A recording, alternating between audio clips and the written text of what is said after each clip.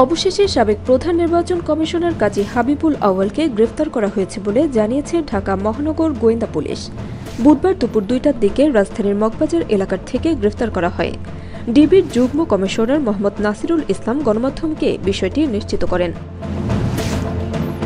কয়েকদিন ধরে আইনশৃঙ্খলা বাহিনী কাজী হাবিবুল আউয়ালকে খুঁজছিল বলে জানা যায়। তাকে ধরতে রাজধানীর বিভিন্ন স্থানে অভিযান চালানো হচ্ছে বলেও জানিয়েছিল ডিবি। এর আগে গত ২২ জুন রাতে পুলিশ সদর দপ্তরের এক দায়িত্বশীল উচ্চপদস্থ কর্মকর্তা একটি গণমাধ্যমকে জানান, হাবিবুল আউয়ালকে আটক করে ঢাকা মহানগর ডিবি কার্যালয়ে আনা হচ্ছে। যদিও ডিবির পক্ষ থেকে ওই রাতেই বিষয়টি অস্বীকার করা হয়।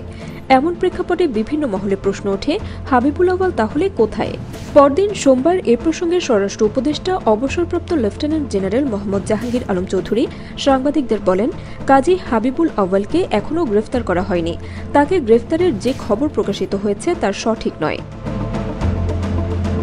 সকল জল্পনা কল্পনার অবসান ঘটিয়ে অবশেষে আজ গ্রেফতার হলেন সাবেক এই সিইসি।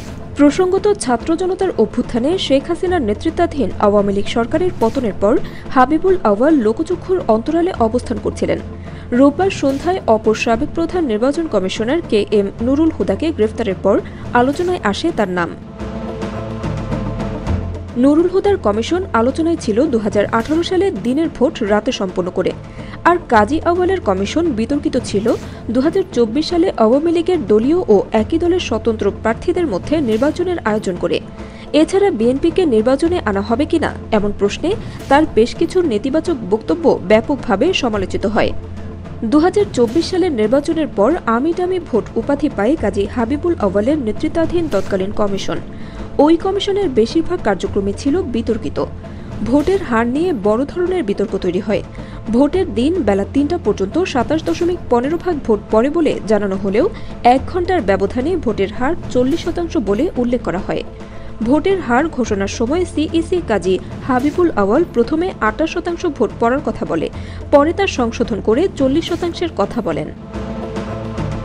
আওয়ামী লীগ আমলে অনুষ্ঠিত ৩টি জাতীয় নির্বাচনে অনিয়ম কারচুপির অভিযোগে সাবেক প্রধানমন্ত্রী শেখ হাসিনা ও সাবেক ৩ প্রধান নির্বাচন কমিশনার সহ কমিশন সদস্যদের আসামি করে রোববার মামলা করেছে বিএনপি।